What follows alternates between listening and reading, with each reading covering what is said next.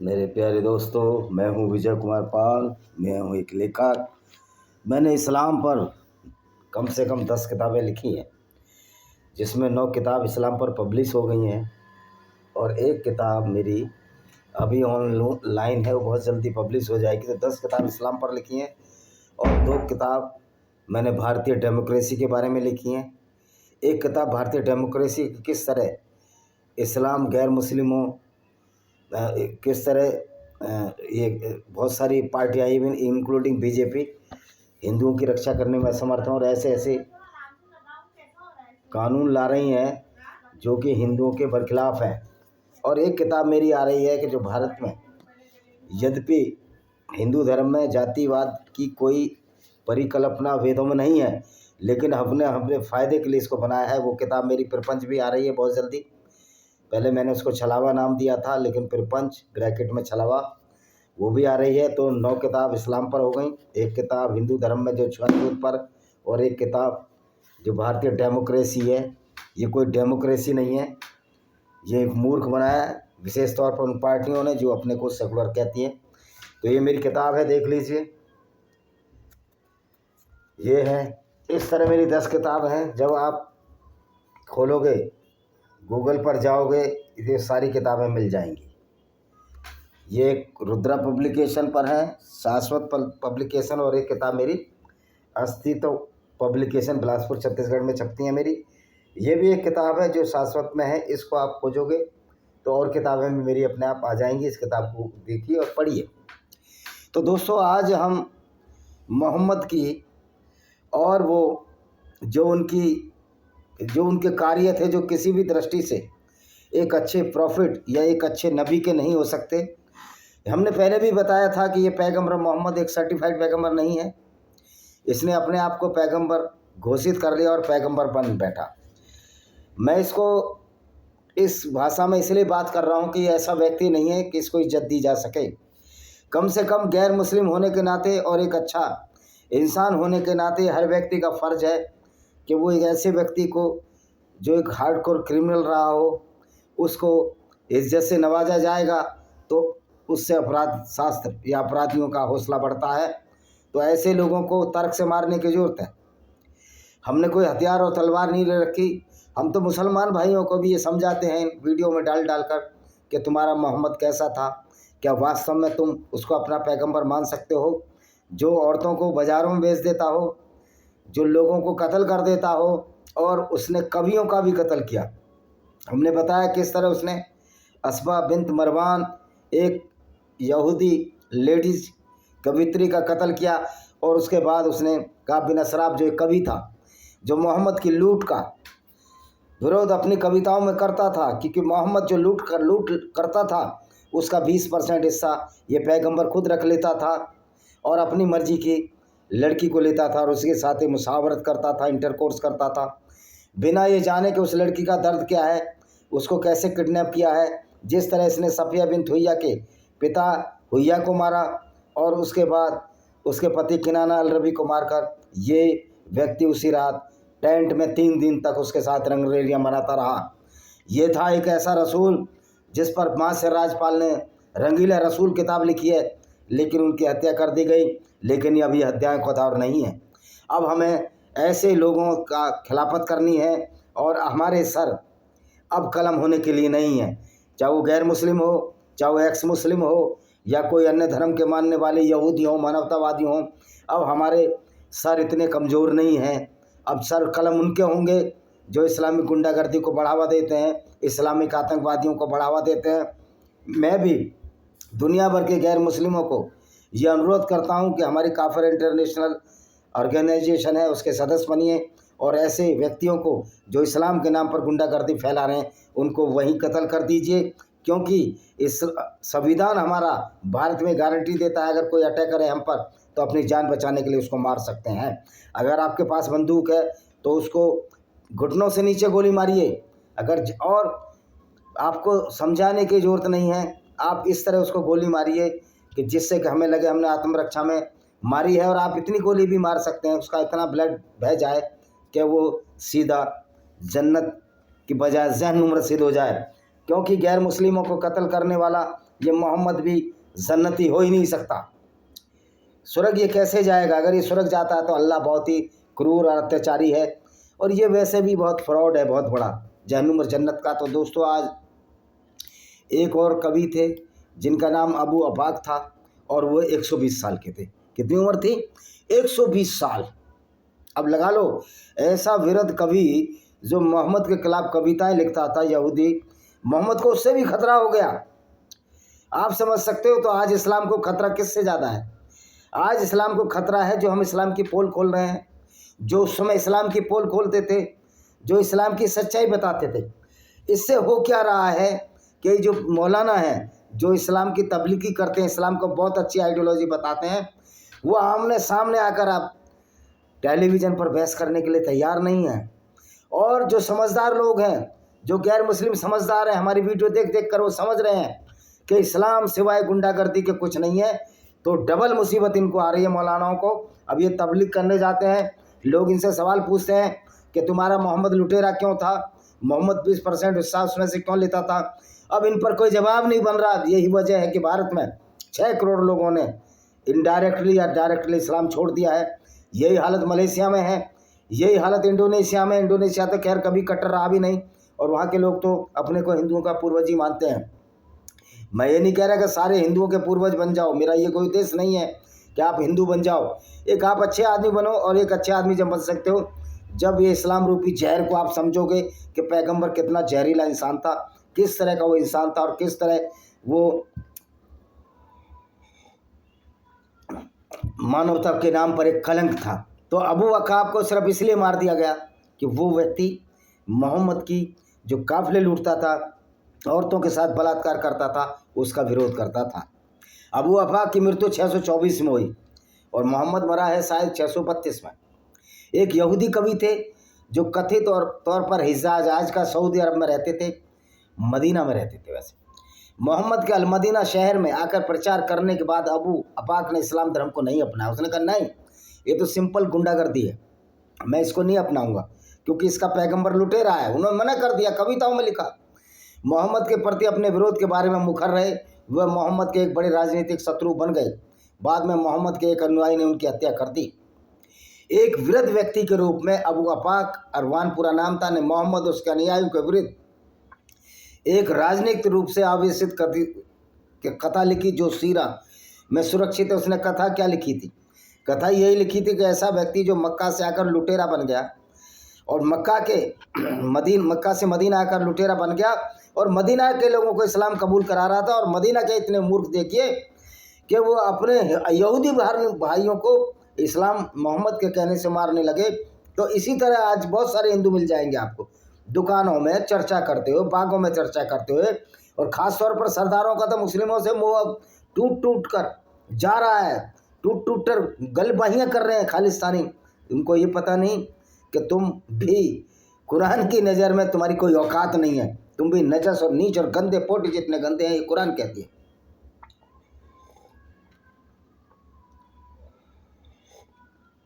तो जो मूर्खता हिंदुओं ने की, वो आज हमारे जो हिंदुओं के यंग सिख भाई भी कर रहे हैं, जो खालिस्तानी आतंकवादियों से मिल रहे हैं, खालिस्तानी आतंकवादी मिलते हैं उस मुसलमान इस्लाम से मिल रहे, वो आपको भी कत्ल करेंगे एक दिन, क्योंकि उनका इस्लाम कहता है। वो पहले इस्लाम मानेंगे या तुम्हारे गुरुओं को मानेंगे? गुरुओं को तो कत्ल करे हैं उन्होंने। तो ऐसे नीच खालिस्तानी को मैं क्या कहूँ, जो गुरुओं के कातिलों का अपना हमदर्द बना बैठे हैं, हमराह बना बैठे हैं। सुबह चाय का मजा ही कुछ और है। एक वृद्ध व्यक्ति के रूप में अबू अरमान ने मोहम्मद और उसके न्याय के विरुद्ध एक कविता लिखी। इसके बाद मोहम्मद ने कथित तौर पर नहीं, सच्चे में अबू अबाक की मृत्यु का आह्वान किया। उसने कहा कौन है जो उसको कत्ल करेगा? सलीम इबन उमर ने उसकी हत्या कर दी। इस घटना का उल्लेख इबन इसाक ने मोहम्मद की सबसे प्राचीन जीवनी सीरत रसूलुल्लाह, अल्लाह के ईश्वर के पैगंबर में लिखा है। अल्लाह का पैगंबर, ईश्वर तो वसुदेव कुटुंबकम कहता है, सबके बराबरी की बात करता है, लेकिन कुरान का अल्लाह निश्चित तौर पे एक दुष्ट, एक अपराधी है। अगर कोई अल्लाह है, क्योंकि जितने काम उसने दिए मुसलमानों को, उनको अपराधी बनाने के दिए, कोई अच्छा काम तो उसका है नहीं। तो इबन इसाक क्या कहते हैं? इबन इसाक मोहम्मद की मृत्यु के करीब 60 साल बाद पैदा हुए थे। तो सबसे ऑथेंटिकेट जो उन्होंने इकट्ठा किया किताबों से, लोगों के मुंह से, क्योंकि कुछ बच्चे ऐसे भी थे जो मोहम्मद के ज़माने में 10 साल या 15 साल के थे और उनके ज़माने में भी जिंदे थे 75-80 साल, तो मोहम्मद के बारे में वो बताते थे। इसलिए हम ये कह सकते हैं कि इब्न इसाक ने जो वर्णन दिया है उसका सबूत उसके पास था। तो जो अबू इसाक ने जो कविता लिखी अबू अबाक ने, और वो कविता इब्न इसाक ने जो अरबिक में लिखी, उसकी जो अनुवाद है वो जो हिंदी में हम करके बता रहे हैं। अबू अबाक बिन उबैदा वंश के बिन औफ में से एक थे, यानी यहूदी थे। जब रसूल ने अल हरित बिन सुवेद बिन समित को मार डाला तो उसने अपनी नाराज़गी जाहिर की। उन्होंने, मोहम्मद तो मारता ही रहता था, अल हरित बिन सुवेद बिन सुमित को भी मार डाला, तो उसने नाराज़गी जाहिर की। जिस तरह से जब अबू अबाक मारे गए, अफसवा बिनत मरवान जो एक यहूदी कवित्री थी, उसने नाराज़गी जाहिर की। वो उसका मैं वीडियो डाल चुका हूँ, आप देख लेना। तो देखिए क्या लिखा उन्होंने, ये उसका अनुवाद है। अरबी में कुछ और होगा, अरबी भी आती है मेरे को, लेकिन अभी परफेक्ट नहीं हूँ, लेकिन पढ़ना लिखना सीख गया हूँ। मैं बहुत समय से जी रहा हूँ, वो लिखते हैं, पर मैंने कभी नहीं देखा लोगों का समूह या सभा अपने उपक्रम के प्रति अधिक वफादार, और जब बुलाया जाए तो उनके सहयोगी केला के बेटों से ज़्यादा जब वे इकट्ठे हुए। वे पुरुष जिन्होंने पहाड़ों को उखाड़ फेंका और कभी संपन्न नहीं किया। एक सवार उनके पास आया, उन्हें 2 भागों में विभाजित कर दिया, कहते हुए अनुमति और निषद सभी प्रकार की चीज़ें। क्या आप महिमा या राजत्व में विश्वास करते थे? आप टुब्बा का अनुसरण करते। तो इसका मतलब ये है कि हमारे लोग इतने बहादुर थे जिन्होंने पहाड़ों पर खेती करी, उखाड़ने पर खेती करी, कभी संपन्न नहीं किया। अरब के रहने वाले लोगों ने जिन्होंने खजूर खाकर, क्योंकि मुसलमान तो थे ही नहीं, मुसलमान तो इसके मोहम्मद के बाद आए, कह रहे जिन्होंने खजूर खाकर अपना जीवन यापन किया, ऊँटों का व्यापार किया, पानी की कमी से झूंझे, जो पहाड़ों के ऊपर चढ़कर व्यापार करने गए। लेकिन वो एक ऐसे आदमी से जो मक्का से आया, मक्का से खदेड़ा गया आदमी, जो यहाँ कत्ल करने लगता है और पूरे दुनिया में 2 हिस्सों में बांट दिया पूरे अरब को। एक को हलाल बोल दिया, एक को हराम बोल दिया, यानी कि हलाल मुसलमान और हराम वो जो गैर मुस्लिम। लेकिन फिर भी आपने उसको सिर पर चढ़ा लिया, आप टुब्बा का अनुसरण करते थे।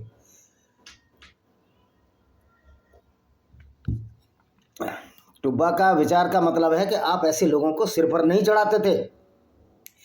जब ये मोहम्मद के कानों में ये कविता गई तो अब मोहम्मद क्या कहता? रसूल मोहम्मद ने कहा, इस बदमाश से मेरा क्या होगा?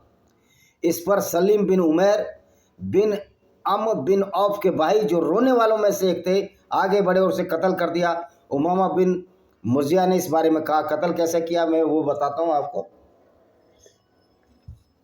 उसने कहा, तुमने अल्लाह के धर्म और उस व्यक्ति अहमद, मोहम्मद का दूसरा नाम अहमद भी है, अहमद को झूठा साबित कर दिया जो तुम्हारा पिता था। उसकी शपथ, उसका पुत्र बुरा है। कह रहा वो तो तुम्हारा पिता था अल्लाह, और तुमने उसके पैगंबर को साबित कर दिया कि उसका पुत्र बुरा है। ये तो हम भी साबित कर रहे हैं भाई कि मोहम्मद अच्छा नहीं था, अल्लाह भी कोई अच्छा नहीं है। अल्लाह तो मैं कहता हूँ क्रिमिनलों का सरदार है, दाऊद इब्राहिम का बाप है अल्लाह तो, क्योंकि अकेला दाऊद इब्राहिम, अल्लाह के पास तो कितने दाऊद इब्राहिम है आतंकवादियों के शक्लों में। और भाइयों, इस्लाम में साफ साफ लिखा है कि गैर मुस्लिमों को कत्ल करना इस्लाम फैलाने में। और जो कोई मौलाना कहता है ये नहीं लिखा, उसकी औकात है तो आमने सामने बहस कर ले, मुआवजा कर ले। मैं साबित कर दूंगा कि तुम्हारा पैगंबर एक फ्रॉड पैगंबर था, दुनिया को बर्बाद करने आया था, और ये हिटलर से बड़ा क्रिमिनल है, अपराधी है। क्योंकि हिटलर ने तो 50 लाख यहूदी मारे। इस्लाम की वजह से 100 करोड़ हिंदुओं का अब तक कत्ल हो चुका है, और गैर मुस्लिमों का 60 करोड़ का कत्ल इस्लाम से हुआ है। तो हुआ ना ये हिटलर से भी खतरनाक आदमी, जिसको कि मोहम्मद के नाम से जानते हैं। और इसके अली सीना जो ईरान के लेखक हैं, उन्होंने किताब लिखी अंडरस्टैंडिंग मोहम्मद, और उसमें बताया कि मोहम्मद को किस तरह मिर्गी के दौरे आते थे, किस तरह मेंटल डिस्टर्ब था, किस तरह लोगों का कत्ल कराया करता था। ये हकीकत है भाई। हम तो आपको तर्क दे रहे हैं, मारने की तो बात ही नहीं कर रहे। मारने की बात तो तुम करते हो। अगर तुम मारने की बात करोगे तो चूड़ियाँ तो किसी ने भी नहीं पहनी होती आजकल। क्योंकि अमेरिका ने तुमको ठोक ठोक कर तुम्हारी ऐसी ऐसी करती है। और अच्छा किया, इजराइल बहुत अच्छा कर रहा है। इजराइल इस्लामिक गुंडागर्दी को ख़त्म कर रहा है, मैं उसका तहे दिल से अनुसरण करता हूँ। तो उसने लिखा, जो एक हनीफ ने, हनीफ का मतलब होता है जो मोहम्मद का साथी था, तुम्हें रात में धक्का देकर कहा अबू बकर अपनी उम्र के बावजूद इसे स्वीकार करो, इस इस्लाम को स्वीकार करो। अबू बकर ने बोला नहीं, हालांकि मुझे पता है ये आदमी था जिसने तुम्हें रात के अंधेरे में मार डाला, मैं कुछ नहीं कहा। उन्होंने कहा नहीं स्वीकार करो। तो फिर वो बोलता है मुर्जिया जी, उमामा बिन मुर्जिया, कि मैंने रात के अंधेरे में जिसने तुमको मार डाला मैं उसको आदमी कहूँ जी, मैं कुछ नहीं कहूँगा, यानी कि मार दिया, कत्ल कर दिया। तो हुआ क्या, वो बेचारा अबू बकर अपने दलान में सोया हुआ था। दालान जानते ही हो, पहले कमरे होते थे, मकान, और उसके आगे सामने खुला मैदान होता था जिसको हम दलान कहते हैं। आजकल ये प्रथा तो अब 40 गज और 100 गज में रहने वाले तो दलान को क्या जानेंगे, लेकिन जिनके मकान बड़े हैं, प्लॉट बड़े हैं, वो दलान होता था खुला। गाँव में तो आज भी दलान होते हैं। उसमें सो रहा था एक व्यक्ति के साथ, और इसको सोते में धोखे से हत्या कर दी। अच्छा जी, एक दूसरा लेखक क्या कहता है, वह भी वाकिदी का विवरण। सईद बिन मोहम्मद ने हमें उमर बिन गजिया से, और अबू मुसाब ने हमें इस्माइल बिन मुसाब बिन इस्माइल बिन जैद बिन साबित, अब ये बिन का मतलब होता का बेटा, जैद बिन साबित मतलब साबित का बेटा, ने अपने बुजुर्गों से रिवायत किया, यानी बताया। उन्होंने कहा कि बनु अम्र इबन औफ के एक शेख थे, उसका नाम अबू अफाक था। जब पैगंबर मोहम्मद मदीना पहुँचे तो 120 साल के हो चुके थे। उन्होंने पैगंबर के प्रति उन पैगंबर की पोल खोली, उसकी सच्चाई दिखाई, और इस्लाम में प्रवेश नहीं किया। उन्होंने कहा इस्लाम कोई आइडियोलॉजी नहीं है, ये सिर्फ गुंडागर्दी है। इससे तो मोहम्मद नाराज हो गया। जब अल्लाह के रसूल बद्र गए, बद्र और लौटे, बद्र की लड़ाई से जब ये लौटा, अल्लाह ने उन्हें विजय प्रदान की, तो अब आपने उससे ईर्ष्या और उसका विरोध किया। ये मैंने कथा तुमको बता ही दी है, फिर बता देता हूँ। मैं बहुत दिनों से जी रहा हूँ जो कहानी लिखी उन्होंने, लेकिन मैंने कभी लोगों का ऐसा जमावड़ा नहीं देखा जो गुंडागर्दी करते हैं, लूटते हैं। जहाँ पर बुलाए जाने पर लोग किसी तुरंत प्रतिबद्धता, जहाँ पर लोग पूछ जाते हैं कि मोहम्मद ने उनको लालच दिया था लूट का, औरतों का, तो मोहम्मद तो लालच रिश्वत देता था। एक घुड़सवार ने उनके कामों से बेदखल कर दिया। वो कह रहा हम इतने अच्छे लोग थे, सब मिलजुल कर रहते थे। घुड़सवार मदीना से आया, अपने इसके 40-50 साथी थे। 10 साल में मुसलमान सिर्फ 40-50 ही बन सके, क्योंकि वो भी जानते कि मोहम्मद एक झूठा नबी है। हम भी कहते हैं मोहम्मद एक झूठा प्रॉफिट है। कोई मोहम्मद नहीं है, एक लुटेरा था जिसको प्रॉफिट बना कर आज लोगों को कत्ल कर रहे हैं लोग। तो उसने कहा कि तुमने उस पागल आदमी को जो कि लुटेरा था उसको अपना बना लिया, और उन यहूदियों को भूल गए, या उन अरबियों को भूल गए। सारे यहूदी नहीं थे अरब में क्रिश्चियन भी थे। अरब में बहुदेववादी, यानी जो लोकल आपके धर्म वाले होते हैं ना, लोकल धर्म हमारे यहाँ भी होते हैं, छोटे मोटे, कहीं कहीं कोई किसी को मानता, कोई मीरा। जैसे हमारा गांव का जो ग्राम देवता है वो मीरा है, मेरे गांव का। मीरा का मतलब आप समझिए हनुमान जी को हम मानते हैं, लेकिन वहाँ लोकल लैंग्वेज है, उसको मीरा कहा जाता है। अब ये मुझे लगता है इस्लामिकरण की वजह से हम लोगों को बेवकूफ़ बनाया गया, उसका नाम मीरा रख दिया, लेकिन वो हनुमान जी का अवतार है। अच्छा जी, सलीम बिन उमैर ने कहा, और वह बनु नज्जर के रोने वालों में से एक थे। सलीम बिन उमैर क्या कह रहा है, रोने वालों में से एक थे। रोने वाले नहीं, तो खिलाफ कविताएं लिखता था। जो अबू बकर थे वो कविताएं लिखते थे। मैंने कसम खाई मैं अभी आग को मार डालूंगा, या इस कोशिश में मैं मर जाऊंगा। मैंने एक असावधान क्षण की प्रतीक्षा की, यानी कि वो जब असावधान हो जाए, ऑर्डर तो मोहम्मद ने दे दिया था मारने का, तो कत्ल कराता था। किलर कॉन्ट्रैक्ट, ये कॉन्ट्रैक्टर रखता था, किलर, ये किलर मशीन था मोहम्मद। फिर एक गर्मियों की रात जब बनु अम बिन औफ के साथ आंगन में सो रहा था, अबू अफाक जो है अम बिन औफ के साथ सो रहा था, तो सलीम बिन उमैर पास आया और तलवार को उसके जिगर पर तब तक दबाता रहा, तब तक उसके बिस्तर में प्रवेश नहीं कर गई, यानी आर पार कर दी। अल्लाह का दुश्मन चीख उठा। जिन लोगों ने उसके सब सुने वे उसके पास लौट आए, वे इसके स्थान पर गए, उसे दफना दिया। उन्होंने कहा उसे किसने मारा? अल्लाह की कसम, अगर हमें पता चल गया उसे, ईश्वर की कसम, तो अल्लाह को मानते ही नहीं थे, किसने मारा तो हम निश्चित रूप से इसके लिए मार देंगे। अल नहदिया, एक मुस्लिम महिला ने इसके बारे में ये आयतें कही। अब मुस्लिम महिला तो इतनी पागल हो चुकी हैं कि वो लड़की थी जो अल्लाह अकबर का नारा लगा रही थी, अभी कर्नाटक के स्कूल में, अब तो मैं उसका नाम भी भूल गया, उस मूर्खा को पता ही नहीं था कि तुम्हारा अल्लाह तुम्हारा कितना कलाम है। तुम्हें आदि बुद्धि का कहता है अगर तुम अपने पति के साथ सेक्स ना करो तो तुम्हारे को कोड़े मारने की इजाज़त देता है, तलाक देने की इजाज़त देता है, और तलाक के बाद अगर तुम पुराने पति के पास लौटने आओ तो तुम्हारे अल्लाह की जो आयतें हैं, अब तुम अल्लाह ही बोलते हो, मैं चलो अल्लाह ही मान लेता हूँ, अल्लाह तो है, अल्लाह कोई नहीं था, ये मोहम्मद ही था। अल्लाह और अल्लाह का दल्ला ये कहते हैं कि पहले तुम दूसरे से निकाह करो और उसके साथ इंटरकोर्स करो, तब ही वापस अपने पुराने पति के पास आ सकते हो। तुम्हारा अल्लाह तुम्हारा दुश्मन है, लेकिन वहाँ वो लगा रही अल्लाह वो करूँ नारे। मुझे बड़ी दया आती है कि इनका किस तरह ब्रेन वॉश हो गया। अब देखिए, तुमने खुदा के दीन और अहमद नाम के बारे में झूठ बोला। अहमद मोहम्मद का दूसरा नाम है। जिसने तुम्हें पैदा किया उसने जिंदगी की कसम जो पैदा की, ये पहले कविता में सुना चुका हूँ।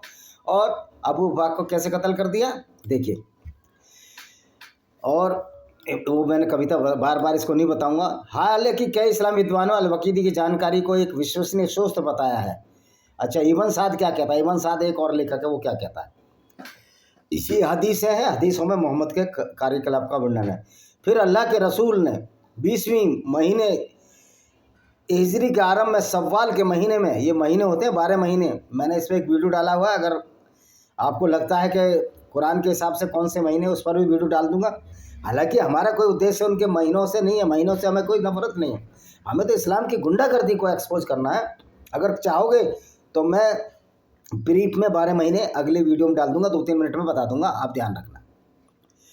तो फिर अल्लाह के रसूल 20वें महीने हिजरी के आरंभ में सव्वाल के महीने में यहूदी अबू अफाक यहूदी थे कभी के विरुद्ध सलीम इब्न उम्र अल अमरी का सरिया छापा हुआ। सरिया कहते हैं जहाँ ये मुसलमान दूसरों को कत्ल करने के लिए जाते हैं।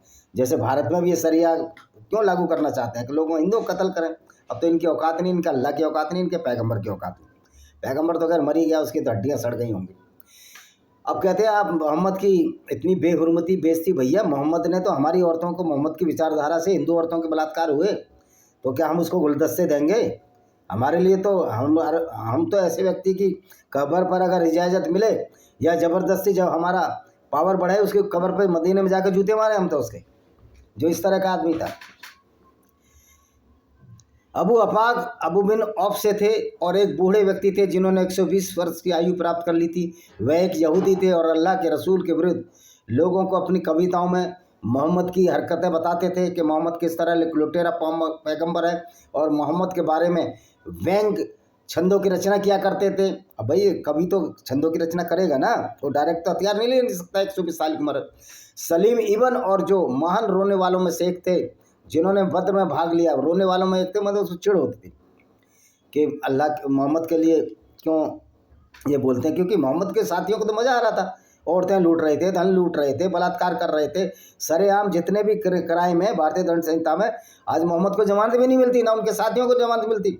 आके कोई मौलाना बताते कि जो धाराएं मोहम्मद पर आज लगती भारत में, क्या उसको जमानत मिल सकती थी? उसने क्या कहा?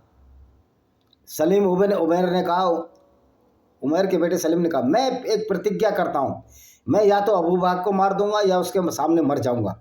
वह एक अवसर की प्रतीक्षा कर रहा था जब तक कि एक गर्म रात नहीं आई, मतलब खुले में सोते हैं लोग। अल्लाह का दुश्मन चिल्लाया, लोग उसके अनुयायी थे, उसके पास दौड़े और उसके घर ले गए और उसे दफना दिया। तो अब देखो, बहुत सारे स्रोत बता दिए, बार बार उसी बात को बताने की कोई आवश्यकता नहीं है। तो मेरी कुछ और किताबें देख लीजिए यार। इन किताबों को जब पढ़ोगे, इनको खरीदोगे, तब जो पैसा आएगा, जो इस्लाम के हाथों मारे गए पूरी दुनिया में, तभी तो मैं उनको कुछ मदद कर पाऊँगा। तो आप इन किताबों को पढ़ते हो, खरीदते नहीं हो, तो फिर हमारी मदद कैसे होगी? खाली मुँह जवानी तो मदद नहीं हो सकती। इन किताबों को ज़रूर खरीदिए आप। 10 किताबें, 2 बहुत जल्दी आने वाली हैं, जिससे कि हम पूरी दुनिया में फैले हुए गैर मुस्लिम, यहूदी, एक्स मुस्लिमों को भी, जो इस्लाम छोड़ चुके हैं, इस्लाम से प्रताड़ित हैं भारत में, उनको कुछ मदद कर सकें। अभी दिल्ली में हमारे इमरोज मलिक साहब हैं, उनको कमरे किराए पे नहीं मिल रहा। अगर आपने मेरी ये किताबें खरीद ली, अगर क्या 1 करोड़ किताबें नहीं खरीद सकते? 1 करोड़ लोग मेरी 10 किताबों को नहीं खरीद सकते? निश्चित तौर पर मैं उनको मकान दूंगा, ये मेरा वायदा है। वो एक्स मुस्लिम है और बहुत तकलीफ में है, ऐसे बहुत सारे लोग हैं। थर्ड वर्ल्ड कंट्री में जो भी गैर मुसलमानों के हाथों मारे जाएंगे एक्स मुस्लिम, उनके लिए मैं सहायता करूंगा। अगर कोई इस्लामिक कंट्री में रहता, उनको बाहर जाके एस्टेब्लिशमेंट जो इस्लामिक कंट्री नहीं है अपनी जान बचाने से, उनके लिए पैसे का इंतजाम भी हम करेंगे। बस शर्त तो हमको रखनी पड़ेगी कि मेरे भी साधन असीमित तो नहीं है, सीमित संसाधन है। और सीमित संसाधन जब होते हैं जब आप मेरी असीमित जब बनाओगे संसाधनों को, मैं असीमित संसाधनों का 90% से ज़्यादा 99% मैं इस भलाई में लगा दूंगा। ये मेरा वादा है। ना मैं कोई पुष्पेंद्र कुलश्रेष्ठ हूँ जो पैसा खा रहा हूँ। मैं अपनी मेहनत करके रॉयल्टीज की कमाई लगाऊंगा, जिस पर मैं पूरा तरह से टैक्स भी दूंगा और देता भी हूँ। जो भी मुझे मिलता है टैक्स देता भी हूँ। तो भाइयों, इन किताबों को खरीदिए जिससे कि हम उन लोगों की हेल्प कर सकें जो इस्लाम के हाथों मारे गए हैं। और ये पूरी दुनिया के लोग, ये सिर्फ इंडिया की या भारत और बांग्लादेश के नहीं है।